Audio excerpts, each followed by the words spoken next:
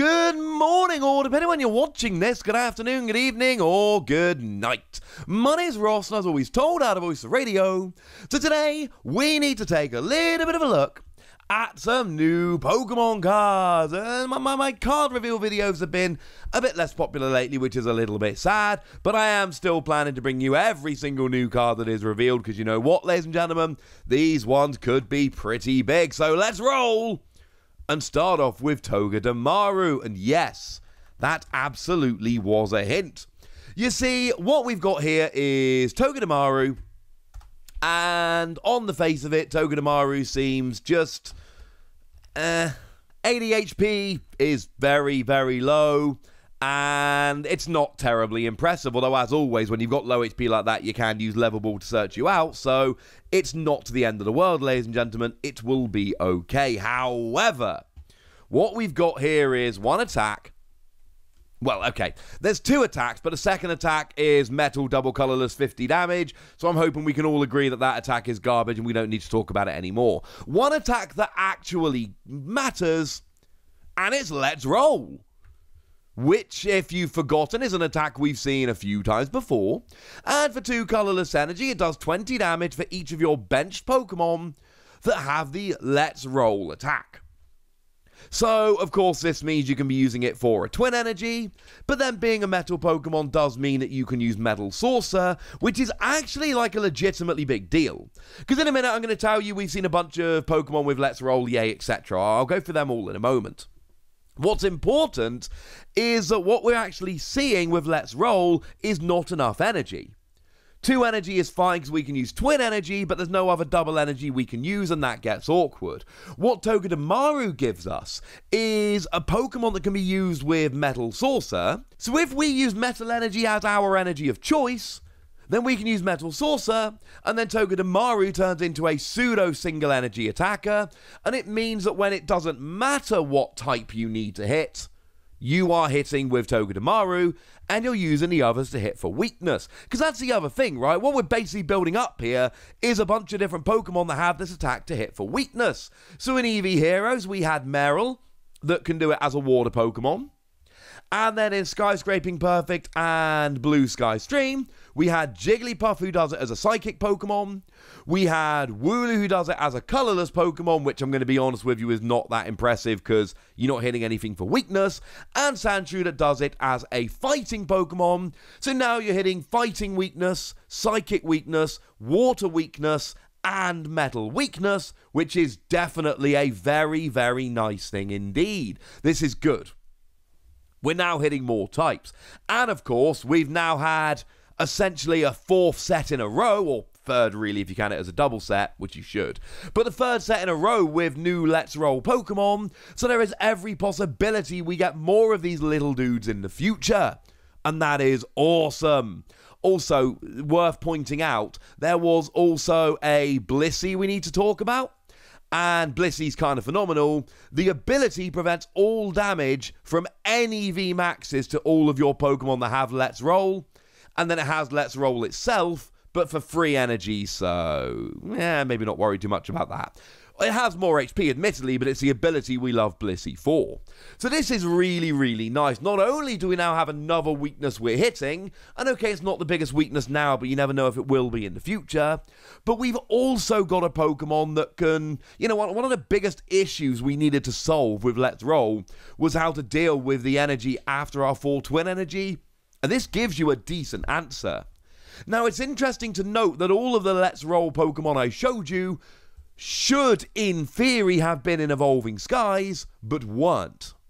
They were all cut from Evolving Skies, and like I explained in a video the other day, it is overwhelmingly likely that they are put into Fusion Strike, which is where this dude's going to end up appearing. So we're going to have this cool thing where all of the Let's Roll Pokemon, or at least all the ones to date, all show up in Fusion Strike, and there's going to be 1 or 2 people that have a nuts pre-release deck because of all the Let's Roll Pokemon they pull. Because these are all going to be like common cards. Some people are going to get very lucky with Fusion Strike and have a nuts pre-release, and that's very, very cool indeed. So I like that card. I should say, the lovely Primal Lugia was the one that pointed out it was Let's Roll. Thank you to Primal Lugia, who also gives us our translation for Pyukumuku. Now, what you'll notice here is essentially what's been happening is what's happened for the last couple of sets. There are adverts in Chinese which are advertising the set with non-headlining Pokemon. So that's where we're getting these images from. But this Pyukumuku is really very, very nice indeed. Now, again, on the face of it, there's nothing really special. 80 HP is not good, but you can use Level Ball. There's nothing terribly special, and weirdly, it has the same attack as Togedemaru, which is 1 colored energy, 2 colorless, 50 damage. It was garbage on Togedemaru, it's garbage on Pyukumuku. Although I know the Kamiya artwork is going to make some people very, very happy indeed. But what's far more important here, and this is extremely important, the ability. Now, the ability says, if you have this card in your hand, you may use it once during your turn, put this card on the bottom of your deck, and then draw a card from your deck. You cannot use more than 1 Pyukumuku toss ability each turn. And Primal Lugia has double-checked that with someone living in China who speaks the language. Which is awesome, because now I don't have to, and that's super handy. Although there are a couple of you out there who have offered to be my Chinese translators when I need them. You guys are awesome, and I really appreciate the thought. You guys rock. So essentially what we've got here is you can swap it in your hand for another card. And this is like genuinely brilliant. Now don't get me wrong, I'm not saying this is an absolute game changer, but I am saying that when you can use it, it's great. It basically turns Level Ball into draw a card. And okay, fine, drawing 1 card might not be amazing, but remember, we've all been in a billion different games where if you draw boss's orders, you win. And we've all been in a billion games where we didn't draw the card we wanted, but the next card would have been the one we wanted. Now, obviously, when you play Level Ball, you are going to shuffle your deck here. That's not the point. The point here is that it lets you see an extra card. It lets you draw 1 extra card, and that can be the difference between winning and losing. Drawing 1 extra card could be that energy you need to attack. Or that 1 extra card could be a professor's research that then turns into 7 extra cards, and round we go. Now, it does specifically say you can only use 1 of these abilities per turn, and that's slightly upsetting, but it's also absolutely necessary, because otherwise every turn you could basically just play 4 Pyukumuku, draw 4 cards. It would be way too good. So I understand. And if you've been playing as long as I have, you're going to recognize this as it's unknown. And as someone who played a lot of Flareon, yeah, I played a lot of Unknown, except actually, we can go back a little bit further, because my very, very, very favourite deck I ever played was Speed Donphan that had Unknown R, which was the same as the Unknown that many of you are thinking about from Ancient Origins. And what both of them did was, if they were on your bench, you could discard them to draw a card. Essentially, it let you draw a card, but you had to have a bench space in order to play it, and they could be turned off by ability lock. But other than that, it was basically just discard it to draw a card. And the fact of the matter is, I just introduced both of those Unknown to you by telling you about decks that I played them in. And incidentally, I top cut nationals with Speed Donphan and won a bunch of smaller tournaments, and I got top 8 in the biggest tournament in Europe, and honestly should have won if I wasn't so gosh darn tired. I've told that story so many times. With Flareon, these weren't bad gimmicky decks. Well, okay, they were kind of gimmicky, but they weren't bad decks. These were good decks, and Unknown was an integral part to both of them. Now, to be fair, Flareon did more damage depending on how many Pokemon were in your discard pile.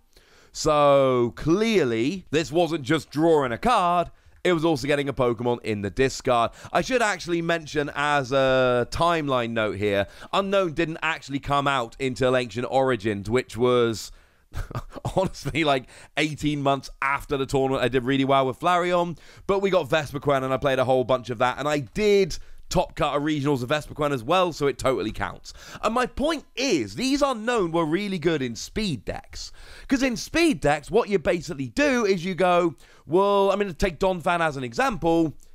Hey, for a single energy, I do 60 damage. If I attach an expert bout, that becomes 80.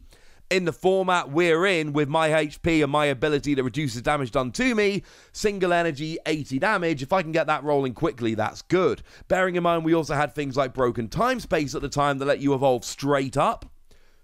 And basically, if I can get going fast enough, I'm going to get my single energy expert belted Donphan, and from there it's going to be a pretty quick and easy game. It happened a lot. That's where Pyukumuku comes in, ladies and gentlemen. That's where Pyukumuku comes in. In those kind of speed decks where it's not, hey, let's fill up my deck, it's, I have one fairly linear strategy, or even if it's not that linear, not that many cards I need to get rolling. This is going to be perfect. Now, of course, the problem is I played like 100 games with Donphan where I used 3 or 4 unknown in one turn to go absolutely nuts in the middle of a whole bunch of other drawing, and Pyukumuku is limited to once during your turn, regardless of how many Pyukumuku you have.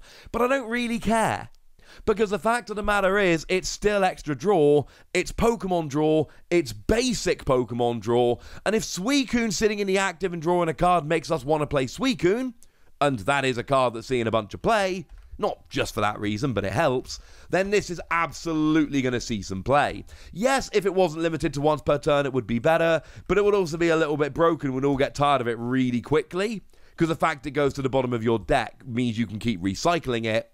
But the fact of the matter is, this is a card which has a really good draw engine, and if nothing else, it meant I got to talk about a couple old decks that I love, and that makes me happy. I'm giving this 4 Wassies. I really do believe this is a good card that will see a bunch of play. Yes, they've deliberately made it less good than it was before, but they kind of had to, and I am totally okay with that. Incidentally, we never actually went and gave a score a moment ago to Togedemaru. The reason is very simply, it depends on how good Let's Roll is. Because if Let's Roll is good, this is another part, and if it's not, it isn't. Togedemaru doesn't exist in and of itself. It only really exists in a Let's Go deck, and we've talked about that before, so I didn't score it, but that was a very deliberate choice on my part. But I forgot to actually tell you, I figured that might need to be done. So let's finish off today taking a look at a dragon Pokemon which has gone and come back. It's Goodra. And I like this, because for a while we were talking about what had happened to dragon Pokemon, where had they gone? And Goodra was an example I always gave, because Goodra is pure dragon type. So until they decided what to do with dragon Pokemon, we were never going to have a Goodra. We couldn't. Well, now they have decided, and we've got ourselves a Goodra. Now, in terms of the basics here, it's fine. 160 HP is fine. The no weakness being a dragon Pokemon is obviously a good thing. And the 2 energy 120 is not great. I like 2 energy 120, but when you're not hitting anything for weakness and those 2 energy are different coloured energies, I get less excited.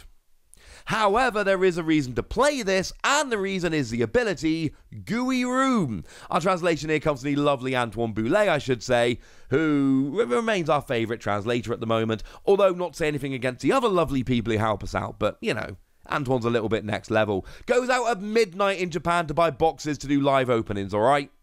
Anyway, Goodra. What we've got here is, as long as this Pokemon is in the active position, whenever your opponent attaches an energy from their hand to one of their Pokemon, they flip a coin, and if they flip tails, the energy isn't attached, and it gets discarded instead. So essentially, your opponent goes to attach an energy, flips tails, that energy goes away. Now, at this stage, I had the same question as I'm sure most of you are having. What does that mean? Have they used their energy attachment for the turn, i.e. they flipped tails and they get no energy, ha ha ha ha ha, or they flip tails, try again with a new energy? And the answer is, again, we're going to Antoine for this one, I'm pretty confident the wording means the energy was discarded but not attached, so your opponent keeps their attachment for the turn and can try attaching another energy if they have one. And if the wording is, and Antoine is really good at this stuff, that energy isn't attached and gets discarded instead, then that would be the case. Which makes it both better and worse. Obviously, the ideal situation, what you're going for with Goodra here is, ha, you can't attach, so you don't have any energy, and then they lose. And that 2 energy 120, which is unspectacular, becomes game winning because it doesn't matter because your opponent can't attack. And if they can't attack, doesn't matter how bad your attack is, you're still going to win. So it would be really nice if every turn they got one chance, and Flipping Tails ruined that chance and then they lost the game. The thing is, if your opponent's got 3 energy in hand, there's only like a 1 in 8 chance they flip 3 tails in a row, they're probably going to get 1 energy on. But it kind of gives you a free Crushing Hammer every time they try and attach an energy. And we all know that decks that can spam Crushing Hammer are good. So why would we not play this with Crushing Hammer? And the answer is, obviously we're going to play it with Crushing Hammer. And obviously, we're going to play it with Team Yell Grunt, which puts an energy back to your opponent's hand. And obviously, we're going to play it with Clefable, which puts an energy back to your opponent's hand when it evolves up. And then obviously, from there, we would start using things like Scoop Up Net to reuse it. And then what we're basically doing is going, look, half of the time, you're going to get that energy attached. But I'm going to keep taking it off. And in theory, and look, I know I'm cheating on the maths here massively, okay? But in theory, if 1 in every 2 times they try and attach it fails and gets discarded, and they attach an energy but you put it back in their hand and they have to try again, well, they're trying twice and half the time it fails, and when it fails it gets discarded, that is going to all but lock them out of energy. For single energy attackers, they're going to still stand a pretty good chance, obviously. But things like Eternatus, where they need to get and keep 2 energy, that is going to be extremely awkward. They're going to be relying on using things like Energy Switch with Galarian Moltres in order to actually make this work. Now, I should mention here a couple of important things before we finish. It is attaching from hand. So if your opponent uses Frostmoth to try and attach extra energy from their hand, you will flip for every single energy they try and attach with Frostmoth. And just to be clear, it is to any of their Pokemon, not just the active. If, however, they use something like Melanie to attach from the discard pile, you will not flip a coin because you're not attaching from your hand. If you use Galarian Moltres and Energy Switch, you're not attaching from your hand. No, I'm sorry, I've just said it, I take it back. The wording of the Galarian Birds is, when you play this Pokemon from your hand onto your bench during your turn, you may attach up to 2 Darkness Energy from your hand to this Pokemon. So actually, with Galarian Moltres, if you wanted to attach 2 energy to it, you would have to flip for each energy, because it clearly says whenever your opponent attaches an energy from their hand to one of their Pokemon. If they're attaching from the discard, you're fine. But if you're attaching from your hand, even if it's something like Frostmoth or the Galarian Birds, you will have to flip to make that work. And this is going to be a deck. People are going to play this with a bunch of energy denial and going, look, 2 energy 120, no, it's not great. But I'm 2-hit KOing Vs and 3-hit KOing V Maxes, and you know what? It's going to work out just fine by me. So yeah, get ready for this. This one's going to be annoying. I think it's another 4-Wossy card. I'm going to hate this card. This is going to be one of my least favorite cards in the game. Love the artwork. I'm going to hate the card. Because you know that people playing Disruption decks have been looking for something. And maybe it's a stage 2, so it's too slow. But if I am a player that likes playing Disruption decks, I am licking my chops at this one, ladies and gentlemen. This one looks fun. For those kind of players, very much not for me. But now it's over to you guys. I think all 3 of these could be legitimately good cards, but I want to know what you think. So let me know in the comment section, would ya? Go nuts! Be nice! And then make sure you like this video, subscribe to this channel, follow me on Twitter at TheWossy, and Twitch for some live action at twitch.tv/PTCG Radio. If you want to support the channel, get some bonus podcasts and all that good stuff, head on over to patreon.com/PTCG Radio, where you can do exactly that. But by far the most important thing as always, look after yourselves till next time, would ya? Thank you very much for watching. My name's Ross, and you've been watching PTCG Radio.